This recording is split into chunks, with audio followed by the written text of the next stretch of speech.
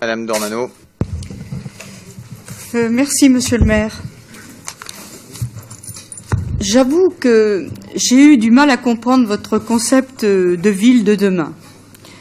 En effet, le texte qui nous est présenté contient un ensemble de formules usées jusqu'à la corde qui mélangent à souhait les termes du discours social de gauche, du discours scientifique et du discours écologiste.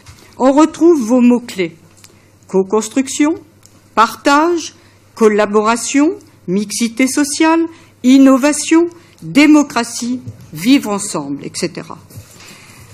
Vous vous lancez 3 défis, dont le deuxième, refonder la confiance. Ça n'est pas gagné d'avance. Si on regarde de plus près, que voit-on? L'outil, appelé la fabrique. Ces travaux seront consacrés à l'élaboration d'une contribution à une conférence internationale en Équateur qui aura pour feuille de route l'édition du nouvel agenda mondial. Cette contribution sera réalisée par 3 établissements universitaires de l'agglomération. Mais d'où vient cette prétention à écrire l'agenda mondial? Cette municipalité est quasiment en faillite, mais elle veut donner des leçons de bonne conduite jusqu'à l'autre bout du monde. Vous voulez aussi participer à des projets européens qui produiront de gros rapports, l'outil appelé les ateliers. Là encore, on associe des partenaires universitaires, économiques et de la société civile en vue de promouvoir l'innovation ouverte. Qu'est-ce donc? Derrière ce vocable alléchant se trouve une étude sur la place de l'information sur l'espace public. Vient ensuite les appels à projets et les labels dont l'objectif semble fortement se chevaucher avec la compétence développement économique de la métro.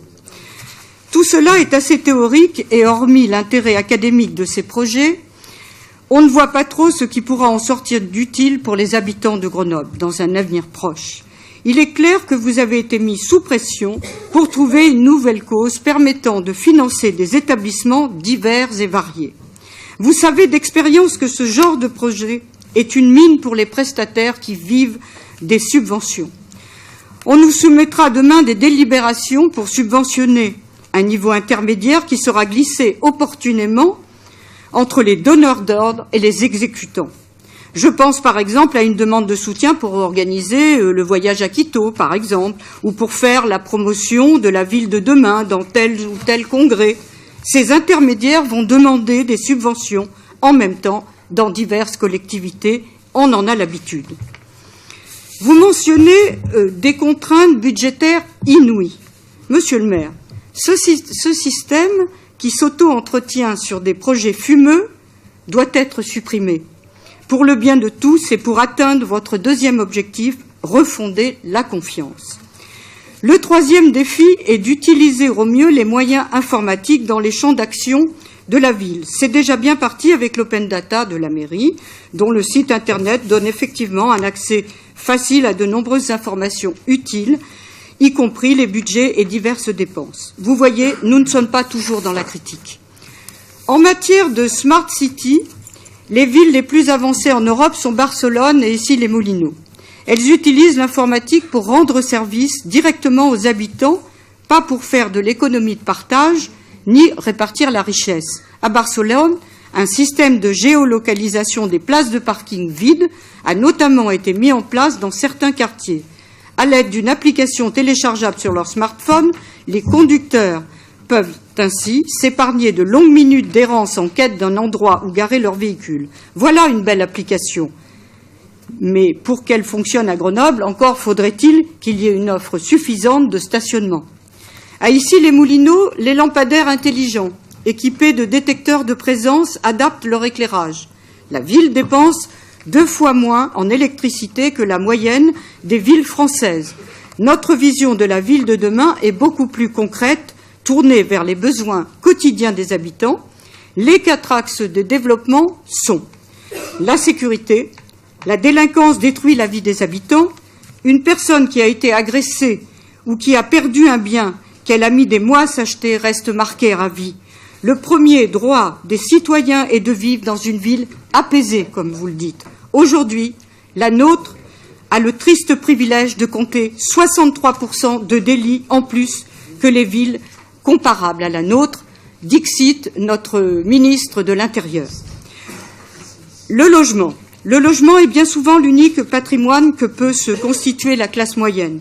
Les mesures de préemption appliquées par la mairie pour obliger à la mixité sociale dans les immeubles privés créent une incertitude qui pénalise l'investissement. Si je vous ennuie, vous le dites, hein, parce que je vous vois bâiller. Voilà, d'accord. Petite pointe de lassitude, mais vous avez tout à fait le temps de parole. Vous voyez, ça fait 5 minutes 29, je peux être plus patient que ça. La circulation, parlons-en. Puisque ce thème est absent de votre ville de demain, nous allons revenir encore une fois dessus. Il faut fluidifier la circulation automobile en augmentant le nombre de stationnements. Et je sais que vous êtes contre. Et en commençant les travaux d'amélioration, bien sûr, de la 480 et du Rondeau. Je rappelle que dans la presqu'île, vous avez baissé le nombre de stationnements par appartement social à moins de 1, obligeant ainsi les plus pauvres à marcher à pied. La liberté économique, il est temps d'abandonner le tout étatique et de laisser un peu les acteurs économiques respirer. Chaque fois que la mairie subventionne un secteur particulier en fonction de son adresse, elle crée par là même un déséquilibre concurrentiel. Les uns paient des taxes et pas les autres. C'est un très mauvais exemple d'égalité. La multiplication de plans, de taxes, de normes et de règlements tue l'initiative et déstabilise les activités existantes. Voici une belle ambition pour la ville de demain. Je vous remercie.